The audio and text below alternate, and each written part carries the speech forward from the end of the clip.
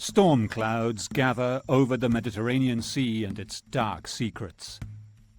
Here, along the coasts of Italy, dozens, some say even hundreds of ships carrying a lethal cargo of toxic waste were allegedly sunk during the 1980s and 1990s, while yet more poisonous refuse was dumped in clandestine pits on dry land.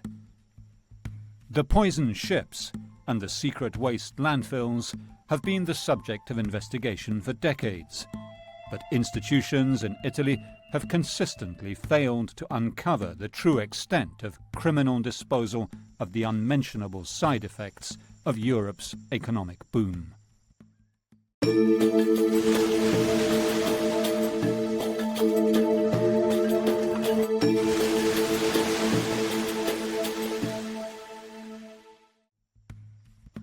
Andrea Palladino of Il Fatto Quotidiano, an Italian investigative journalist and researcher, has come to the city of Amantea, Calabria, to visit the site where in 1990 a mysterious ship washed ashore without its crew.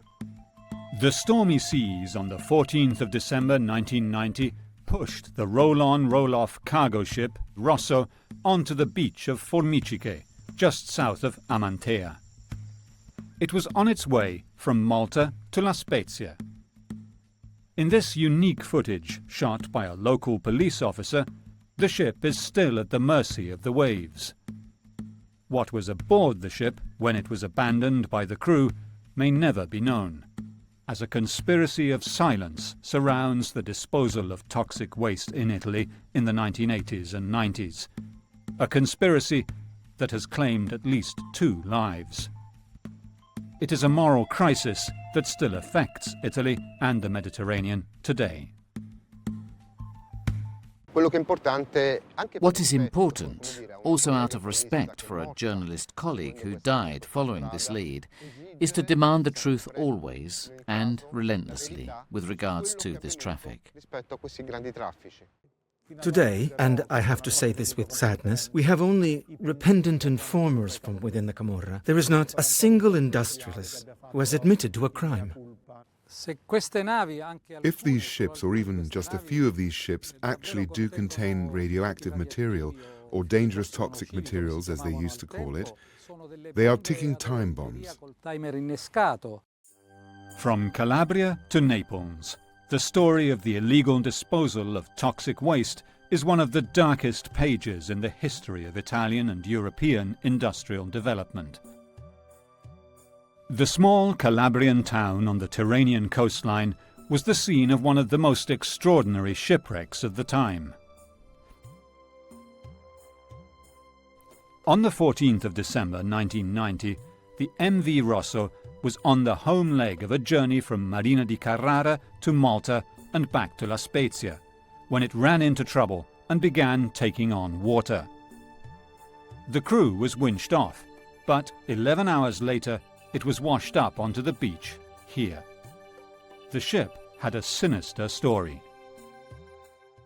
At the end of 1989, the Jolly Rosso leaves for Beirut in the Lebanon and was going to pick up dangerous waste, Italian waste, produced by Italian industry, that had been brought there a few months previously, a year and a half previously, illegally according to the Lebanese government, and left near Beirut, in a suburb of Beirut.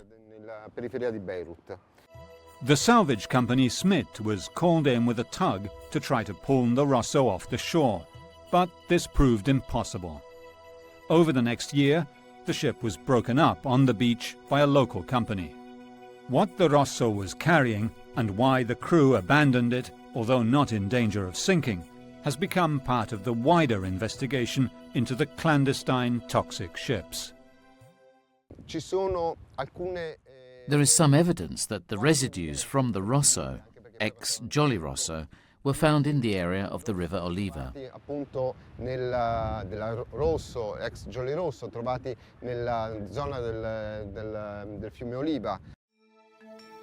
Another train station, another mystery. Cape Spartivento is where Andrea Palladino has come to meet an old friend, a veteran of the case of the Mediterranean's toxic ships. The inquiry eventually brought here Nuccio Barilla, today Secretary General of the Legambiente conservationist organization. This is where the Tyrrhenian and Ionian seas meet, where the sea floor is more than 1,000 meters deep, a perfect place to hide a toxic ship. The ship's name was Regal, and records show it sank on the 21st of September 1987. A cloak of mystery still surrounds it, despite years of investigations set off by an informer of the Legambiente. Nel 1994 ci imbattemmo in una storia. In 1994, we came across a story that was strange, weird, unique. And as the National Observatory for Legality and as the Reggio Calabria section of the Legambiente, we presented a complaint to the Prefecture of Reggio Calabria, a small prefecture, on the basis of information we had received. Presentare un esposto sulla base di notizie di cui eravamo entrati in possesso.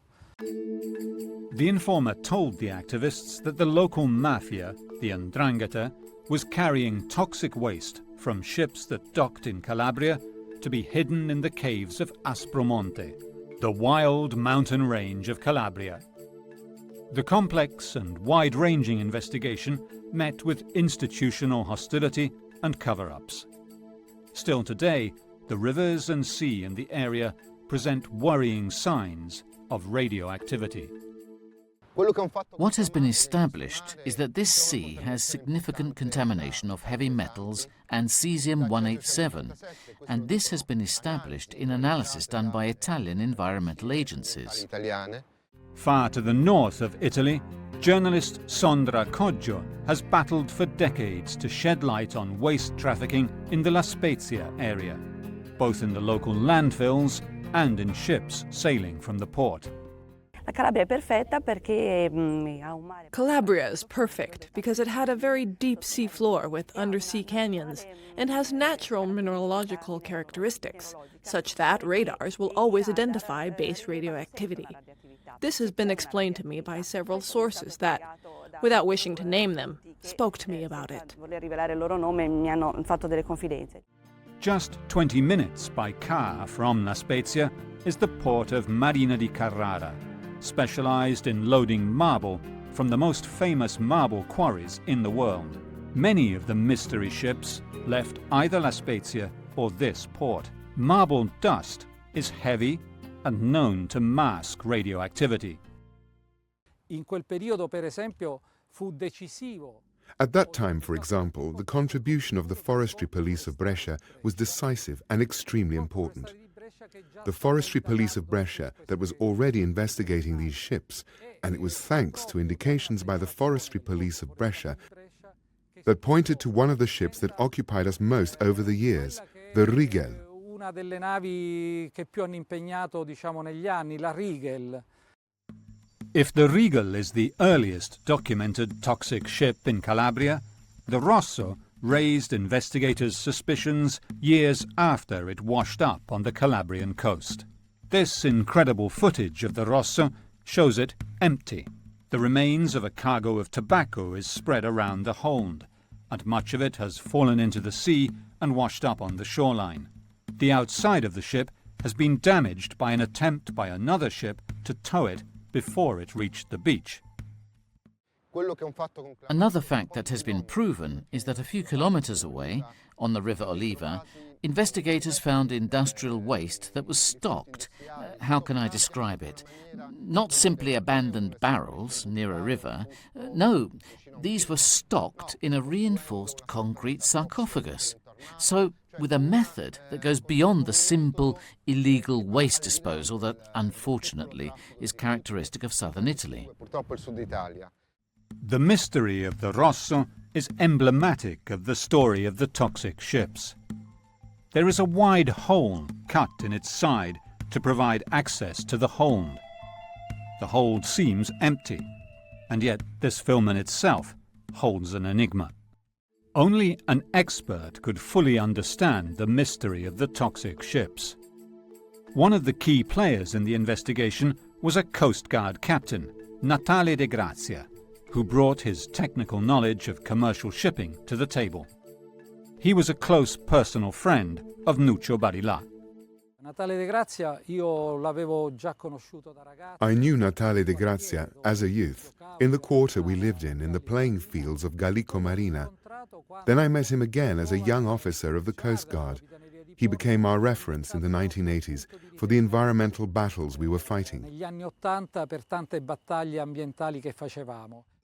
Andrea Palladino wrote a book about the global aspects of toxic waste disposal with a colleague, Sandro Mattioli, who lives and works in Berlin.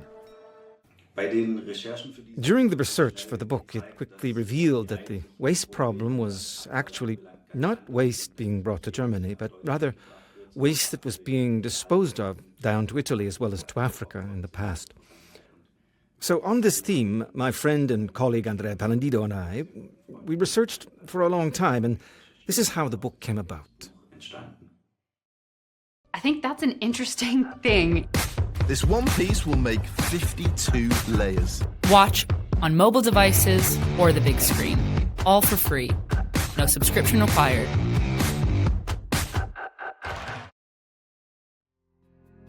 The economic boom of the 1970s and 80s led to the growth of production of industrial waste, in quantities and of types that had never been seen before. In Europe, there are no less than 100 nuclear electricity generating plants. In 1986, the Chernobyl disaster showed the risk the world was running with nuclear energy. Then there are the hospitals, which use hundreds of kilos of toxic X-ray material every year, not to mention chemical and petrochemical plants.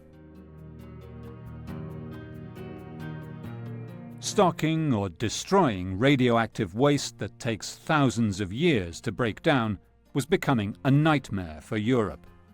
In the 1980s, the Nuclear Energy Agency developed a research project on the shores of Lake Maggiore between Italy and Switzerland to test whether heavy torpedoes, free-falling penetrators, could be literally dropped at high speed into the muddy floor of the world's seas, so deep that they would do no harm to anyone.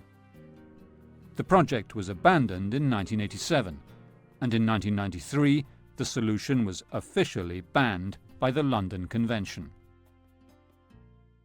Di questo progetto si impossessò un signore. This project fell into the hands of a certain Giorgio Comerio, who set up a company, the ODM, Oceanic Disposal Management, and together with others who gravitated in the area of waste disposal, with contacts with foreign states and so forth, took the project forward privately. Lo portò avanti privatamente.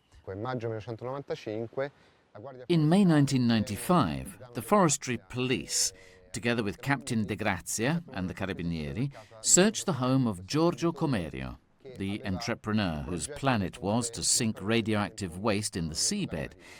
They find several items and some diaries that are among the evidence of the inquiry, and in the materials handed over to the Parliamentary Commission.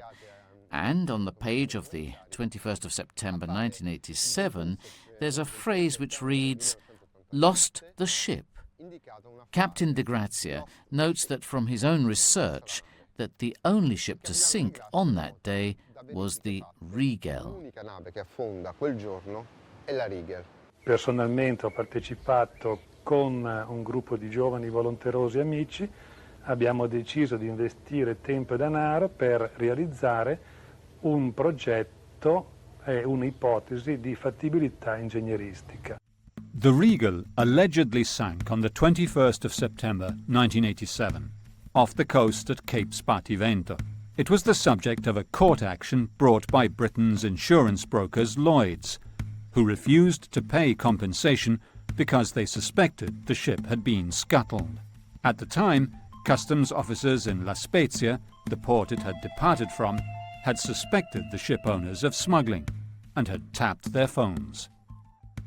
Le intercettazioni servirono molto perché Phone taps were useful because they used code words to announce the sinking of the Regal using code words that became famous. The child is born. He's a boy. This morning at dawn. Che sono poi rimaste famose, il bimbo è nato, è un maschio, stamani all'alba. The wiretaps done at the time revealed some dialogue of the crew, at times fairly raw, where they would say, "Oh, this time the cargo is really shit. Sorry for the term, but they used it to say this was not your usual cargo. It was a particular cargo." Quando i magistrati di Reggio Calabria hanno ricevuto when the investigators of Reggio Calabria received the information from the Brescia Forestry Police, they found out that the Forestry Police was in touch with a source known as Pinocchio, that the ship was also carrying modified uranium, extremely dangerous radioactive material that alarmed the investigators, and that narrowed the investigation. Rappresentavano un punto d'allarme per la magistratura. Da lì partì la focalizzazione di una indagine. The insurance company that had covered the cargo charged a private investigation company specialized in naval insurance to verify what had really happened. One of their sources, from Piraeus in Greece, told them that the ship actually hadn't sunk at Capo Spartivento, that it had continued its journey to the Lebanon, reached a small port north of Beirut, and that they could identify the ship and hand it over to the insurance company. New research by Andrea Palladino and a colleague, Andrea Tornago, has shown that it is possible that the Regal actually completed its journey, and the alleged sinking was an elaborate smokescreen so that the waste could not be traced. What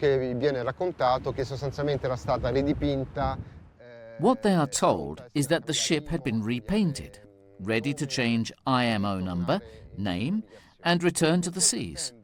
The 21st of September 1987 is the date of arrival in Beirut of the ship Radost that brought Italian waste to Beirut, the waste that would be retrieved by the Jolly Rosso, which is another story. And there's something else. There's an acronym on the page of that diary, which is the acronym of the company that actually carried out the search for the Regal.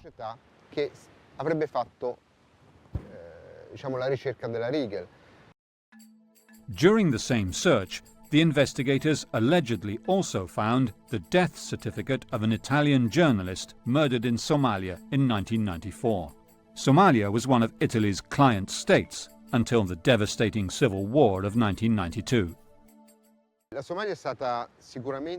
Somalia was certainly the arrival point of Italian waste, so much so that one of the first voyages of one of the first toxic ships, the Lynx, which left Marina di Carrara in 1986, headed for Djibouti, which is a French protectorate, next to Somalia, which was probably a cover. This is a supposition, but there are certainly no waste treatment plants in Djibouti, that's for sure. The Ilaria Alpi case is one that still torments the Italian judicial scene and has been dogged by cover-ups and judicial errors. These pictures of the journalist and her cameraman, Miran Hrovatin, were taken by photojournalist Raffaele Ciriello, later killed in Palestine. Ilaria Alpi makes her last journey in March 1994, and she leaves for Bosaso. Bosaso is in the north of Somalia, far from the conflict. It wasn't an area of conflict. On the 14th of March, in the afternoon, she arrives in Bosaso port, and there's a key interview with the Sultan of Bosaso, where there's a suggestion, where it becomes clear that Ilaria Alpi is interested in a Somali shipping company, supported by Italian cooperation money, based at that time in Gaeta. The fishing company Shifco, managed by Omar Said Mounye, a Somali who ran the business from Italy, was later identified by the United Nations as covering an arms smuggling operation, as these documents show. The tape brought back from Somalia shows a strange cut during the interview. Invece non crede che sarebbe importante che si sapesse che c'è questa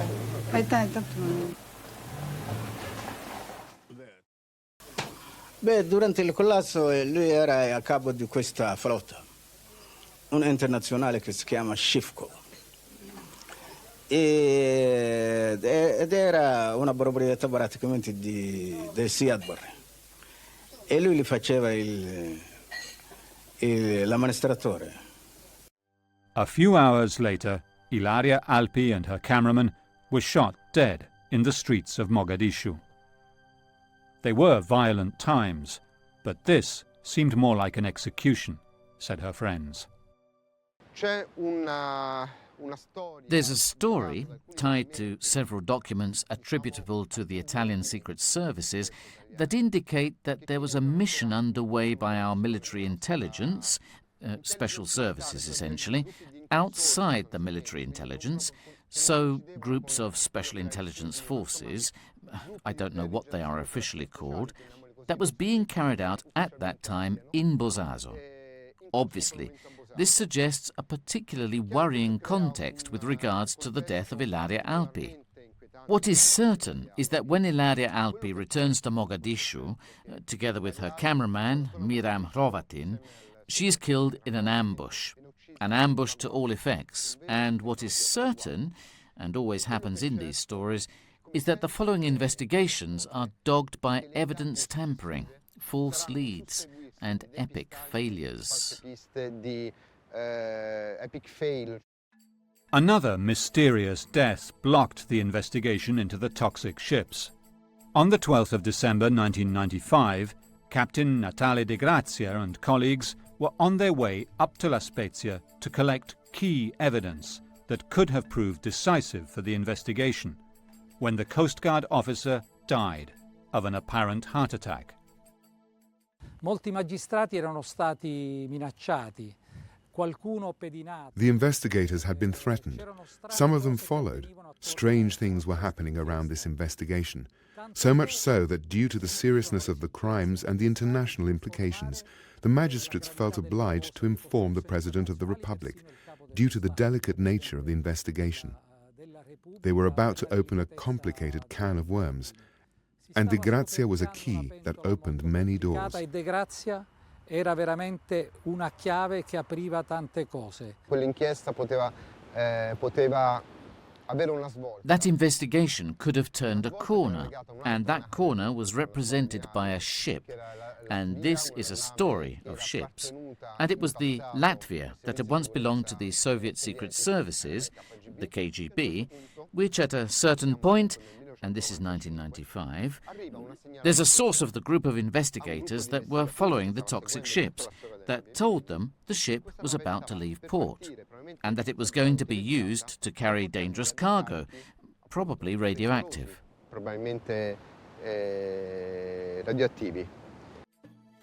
Natale De Grazia had turned an unwelcome spotlight on the toxic ships that left from the port of La Spezia, and the Latvia could have been crucial to the investigation. Later, he was found to have been poisoned. Il problema è che questa nave parte tipo una settimana prima del viaggio di Natale Grazia, senza nessuno sapesse nulla. The problem is that this ship leaves about a week before Natale De Grazia's journey, without him knowing it. Official documents say that it was towed. By then it was a wreck. It had been burned too. Towed to Turkey. I and other colleagues have written to the yards that should have received this ship, but we never received a reply with regards to what happened to this ship, so there is no certainty about what happened to it. It is the epilogue to an investigation that evolved over the 1990s that involves the death of Natale De Grazia. Occupò gli anni 90, che si sovrappone appunto alla morte di Natale De Grazia. Investigators found that the hub of the traffic was La Spezia and the nearby port of Marina di Carrara.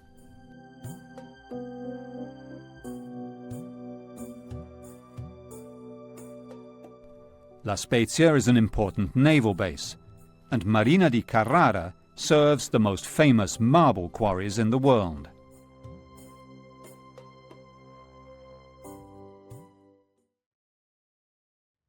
A volte ci sono carichi che non hanno senso, ad esempio. Sometimes there are cargoes that have no sense.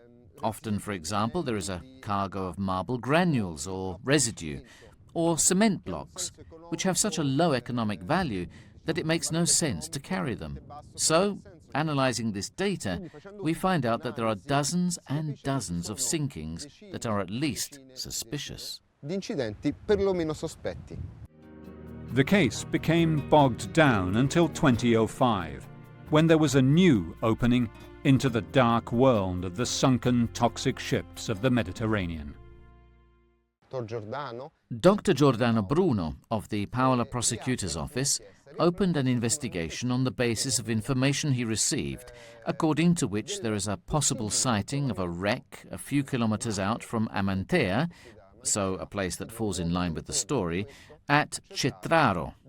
A cargo ship with a significant name, the Kunski, another name that goes back to Beirut in 1989, because the Kunski was used in the operation to recover the industrial waste from Beirut.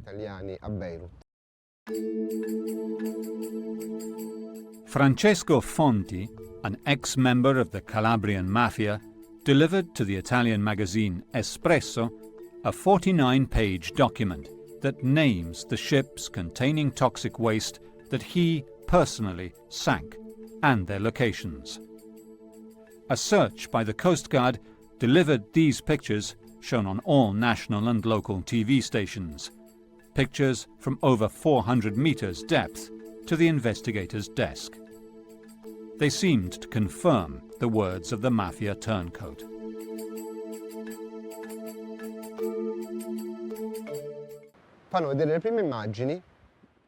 From the first images, the length, the shape and other information seemed to correspond to what the mafia turncoat, or ex-mafia turncoat, one Francesco Fonti, said.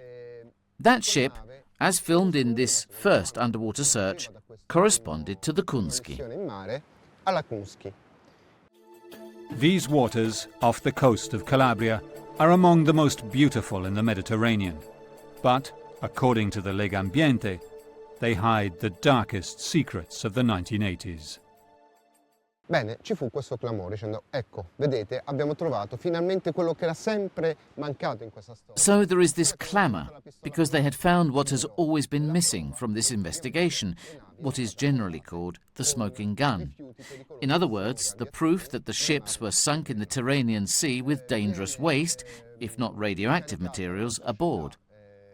A private company was sent to carry out a second survey mission, and when they lowered the ROV in October, so just 2 months after the first find, they discovered that the wreck was an old wreck, sunk during a conflict in the early 20th century, the Catania, completely harmless. Del conflitto dei primi del Novecento, il Catania, assolutamente innocuo.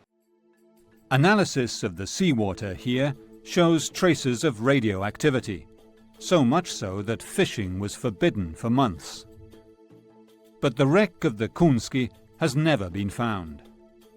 However, prosecutor Bruno, who preferred not to be interviewed but confirmed his findings, continued to investigate the Rosso case. Investigators eventually traced the waste that had been removed from the hold to the place it had been dumped. This is the mouth of the Oliva River, a river that comes down from the mountains behind me, runs down this valley and comes out at a few hundred meters from where the Rosso, the ship Rosso, ran aground. More recently, investigators have found industrial waste, certainly waste that comes from industrial activity that is not to be found within a radius of 200 to 300 kilometers. They were found close to an artificial bank of this river, inside a structure built along the river. In 2011, a local construction entrepreneur was charged with hiding toxic waste. There was no way of knowing if it came from the Rosso. Durante le indagini sono stati riscontrati anche la presenza di... During the investigation, radioactive isotopes were found to be present. and analysis was carried out to establish to what extent this came from natural radioactivity, and partially it was due to natural radioactivity, and to what extent due to fallout from Chernobyl, to identify the origins of this radioactive contamination. The doubt remains that there is indeed radioactive waste buried here. Anche, come dire, resti di rifiuti anche radioattivi. Although the film of the hold of the Rosso shows it empty, the local police officer who made it available later claimed to prosecutors that indeed the waste had been removed and relocated in the bed of the river Oliva. Today, he denies this. The mother of all waste deposits was found far to the north, in the port town of La Spezia. An investigation carried out not by La Spezia, but from outside by the Asti prosecutor's office, laid bare what everyone already knew. Let's be honest, that here there was an illegal traffic of waste, and waste arrived from outside, not only from the industrialized north of the country, but also from outside the frontiers. In 1995, the Asti prosecutors laid bare this reality and showed that administrators, politicians, professionals, and Navy personnel were corrupt. Where the excess from these toxic waste dumps went is still a matter of conjecture. The Rosso investigation was closed in 2009, as were many others that involved waste brokers and traffickers of the 1990s, with no convictions. Out of 2,000 documents that are known to mention the trafficking of toxic waste, only 200 have been released. What is sure is that something changed radically in the 1990s with regard to the transport and stocking of toxic waste, which began taking new routes. Over the 1990s, the nature of the traffic changed, with investigations into shipping making sinking toxic ships more and more problematic. So it's as though there's a passing of the baton, a phase in which the waste is taken abroad using ships, and mainly in Africa in the 1980s, in which a number of ships were sunk with this waste, after which, maybe as a result of international reaction that leads to international conventions such as the Bâle Convention that outlaws the transport of waste, things change, and the same network converts with the disposal and deep burial of waste in the area of Campania. The mafia turncoat Carmine Schiavone contributed to clearly mapping out the extent of the illegal waste disposal and predicted that in 20 years the inhabitants would all start to suffer from cancer.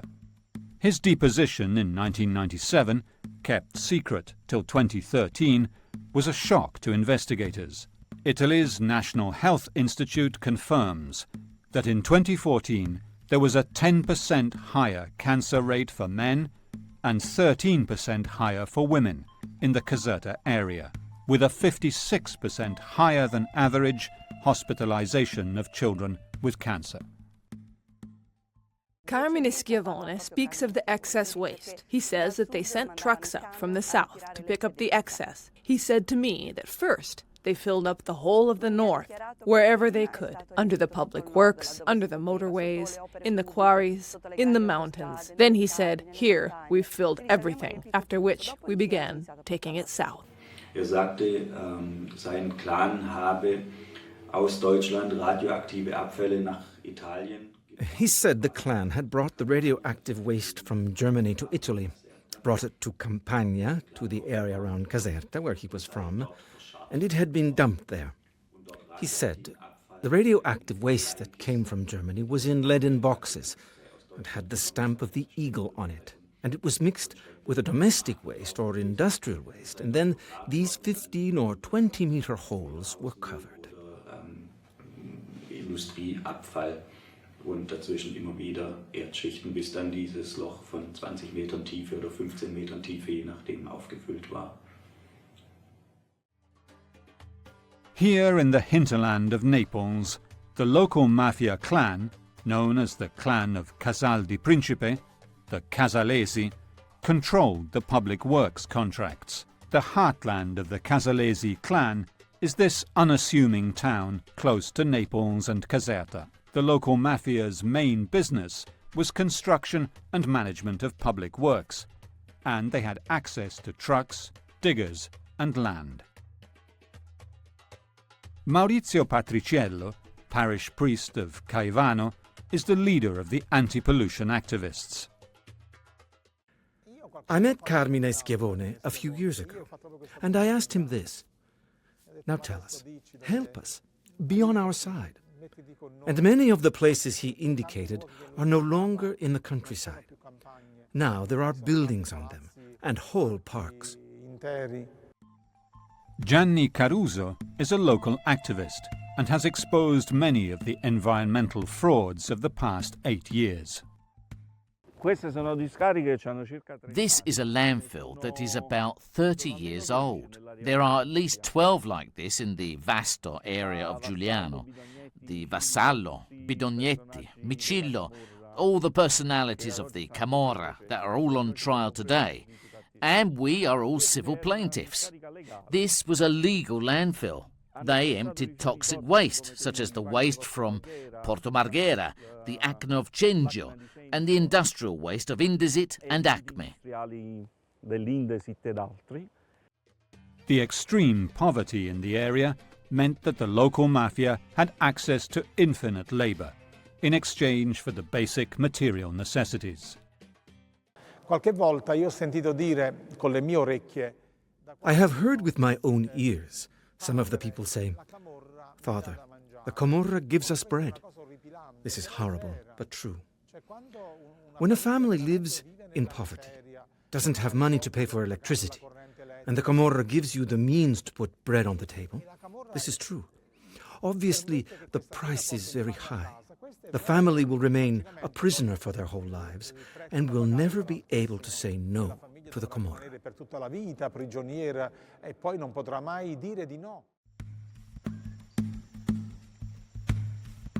However, the traffic did not end with Carmine Schiavone's testimony, and there is evidence that it continues today, with high dioxin levels in the air polluting the agricultural products of the area.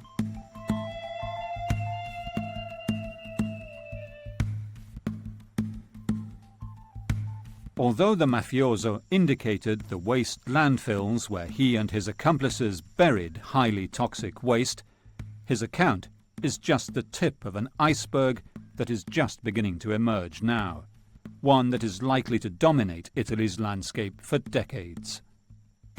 The high incidence of certain cancers prompted Don Maurizio and activists in the area of Giuliano and Caivano to get together to protest. 30 years of cover-ups have left the population helpless and infuriated.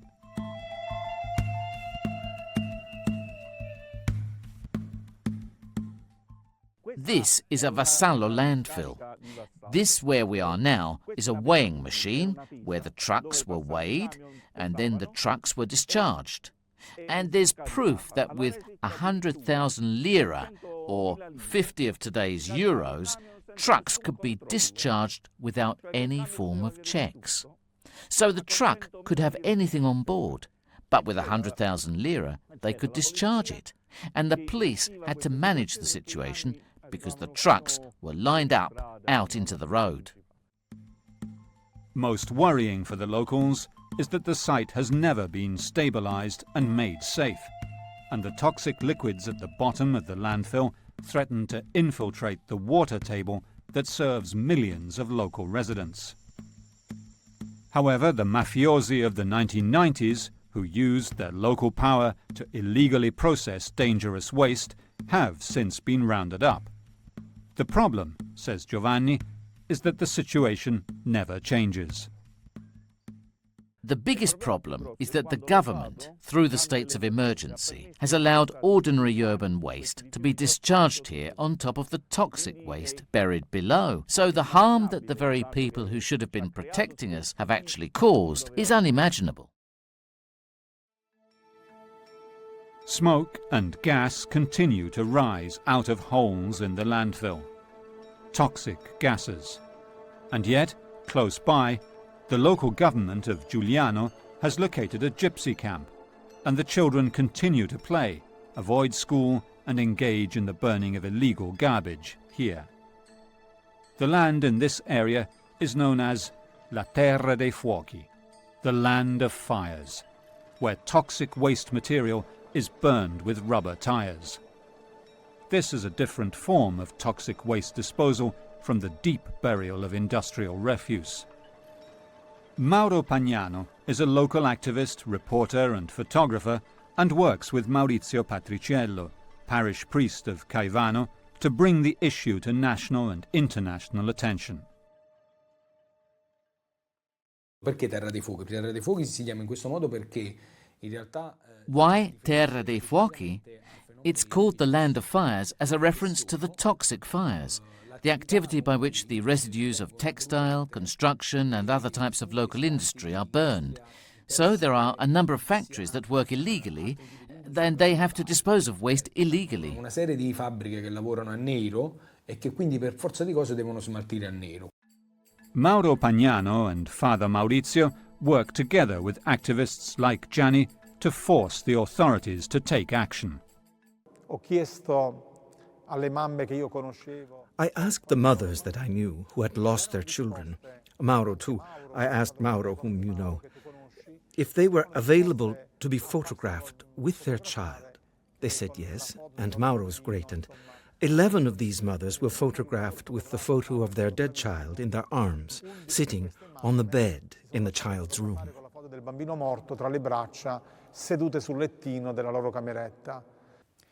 E li fotografai, ho ascoltato tutte le loro storie. I took their pictures after hearing their story, and the pictures were very simple, with the mother, with the picture of their kid in their hands in the child's bedroom. I didn't know how to use these pictures until Father Maurizio said, "Why don't we do something important?" Un giorno Padre Maurizio mi disse, perché non facciamo qualcosa di importante? We printed 150,000 postcards addressed to the Pope and to the President of the Republic. At the time, it was Giorgio Napolitano.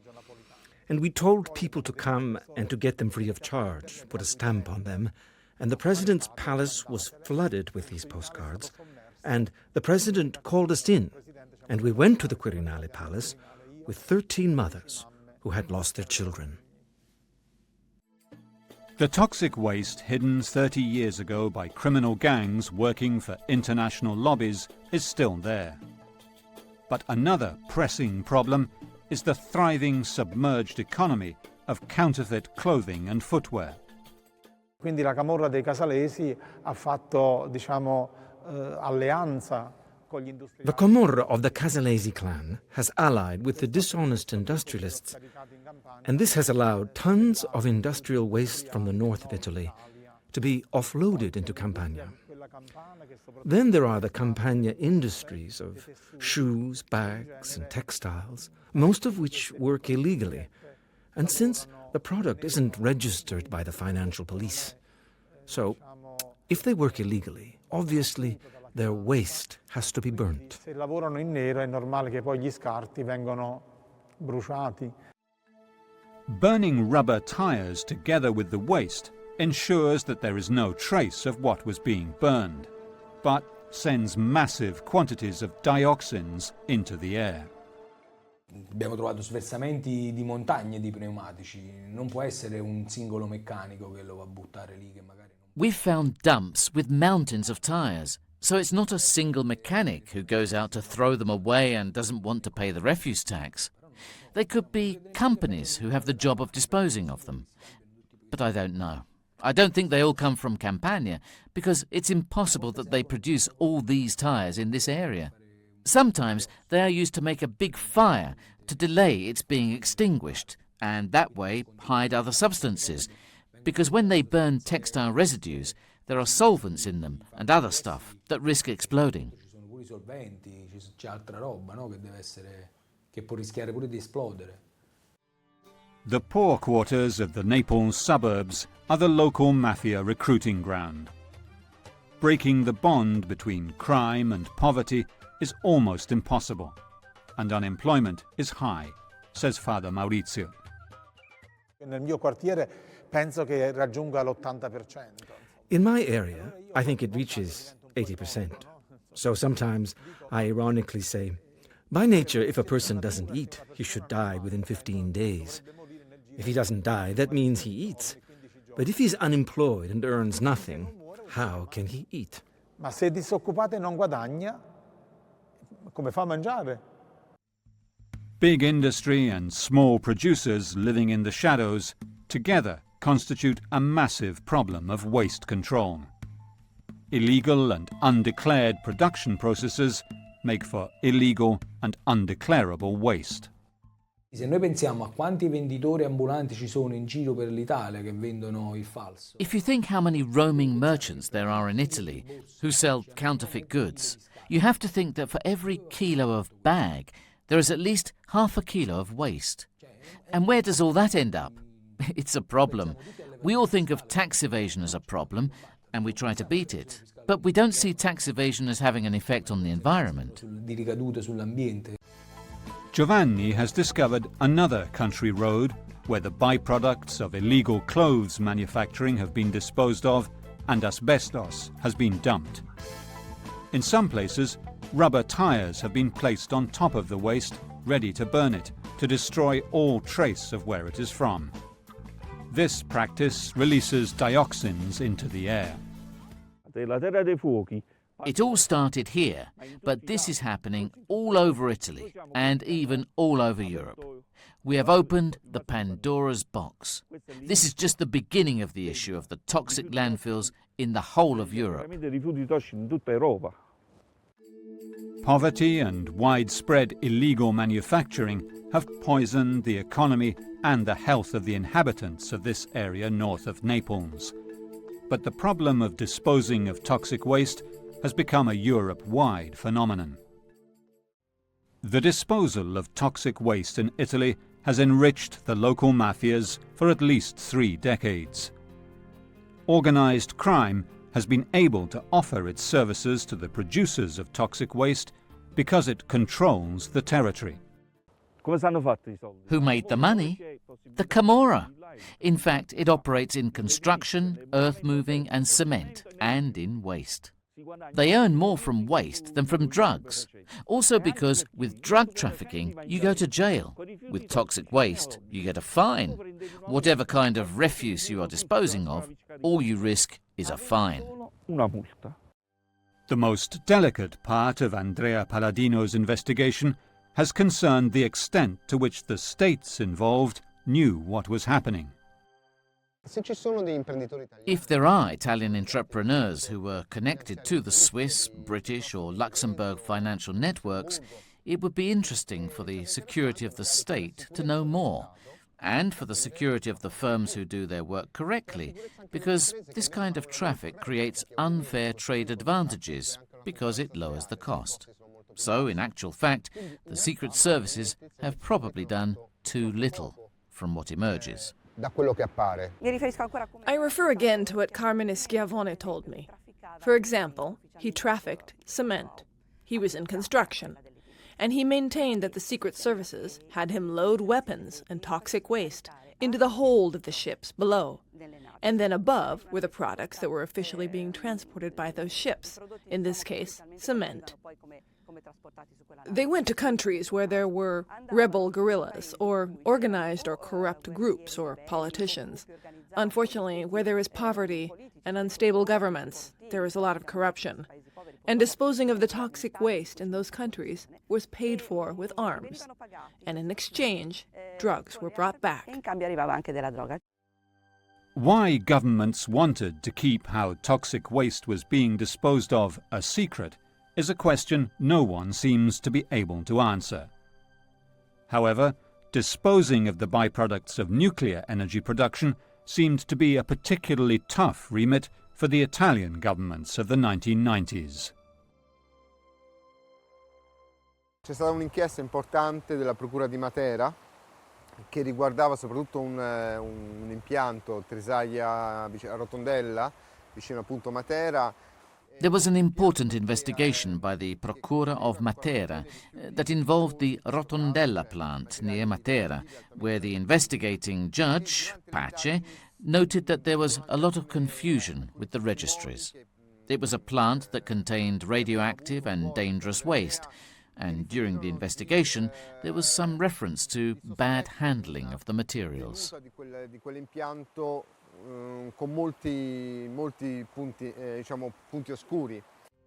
Italy's parliament has investigated the mysteries surrounding toxic waste disposal in the 1990s, and the results have been shocking. Carmine Schiavone and Francesco Fonti were just two of the witnesses called. The spread of the eco-mafias has been traced and recorded. Now it is time to control them, Europe-wide. The safety testing is often left in the hands of the waste producer, and therefore the controls are not that strict. Sicuramente le organizzazioni mafiose hanno avuto un ruolo importante, pensiamo soprattutto alla Camorra in Campania. Certainly the mafia associations had an important role, and I'm referring especially to the Camorra in Campania. But at the heart of these environmental criminal organizations is the wider economic system that also uses the mafia to drastically lower the cost of waste removal. Anche le mafie per poter abbattere drasticamente il costo di smaltimento dei rifiuti. If the Camorra is able to manipulate the votes and get a politician elected, now that the sons of Camorristi and mafiosi go to school and university, the Camorra has its own children elected, so we find them in certain places. However, there is an even more profitable line of trade for organized crime that has access to ships and controls local territory: migrants. Andrea Palladino has also traced where the mother ships that carry migrants from Turkey and Egypt to Europe come from. E abbiamo ricostruito almeno 15. We have traced back at least 15 cargo ships to the shipyards between August 2014 and January 2015 that were used for the transport of migrants to the Italian coasts. But above all, what struck us when analysing the ship owners was the overlap of trafficking. Among them was a ship that had been stopped by Greek authorities because it was transporting 20,000 Kalashnikovs, probably headed for Syria. The Mediterranean Sea, these limpid waters, are also the site of lethal trafficking of people, arms, drugs, and toxic waste. Traffics covered by a conspiracy of silence. Uncovering the crimes of the past is revealing a deadly threat to future generations.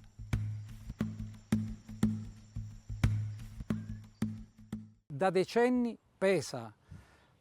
For decades, the nightmare of something lurking under the waves that might be dangerous has been weighing on this coastline and on its people. Di qualcosa che sotto il mare può costituire un pericolo. Illegal waste trafficking in the Mediterranean Sea enriches unscrupulous traders, destroys the environment, and gives their clients unfair trade advantages. These merchants of death, for at least 30 years, have profited from war and famine on Europe's doorstep. When you dig outside the waste pits that are already mapped, the prosecutor's office has found, thanks to the forestry police, other waste pits. All it takes is a little bit of digging and you find barrels. Many barrels, very tall barrels, 200 liters each.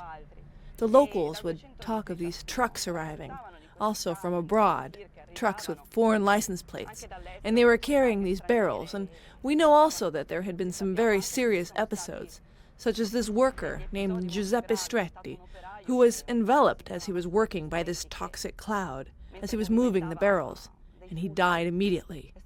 He'd been fine beforehand. Governments have failed to adequately protect and control the sea. If trade is the heart and soul of prosperity, illegal trafficking of all kinds has undermined the stability of the Mediterranean basin and has poisoned and impoverished its inhabitants.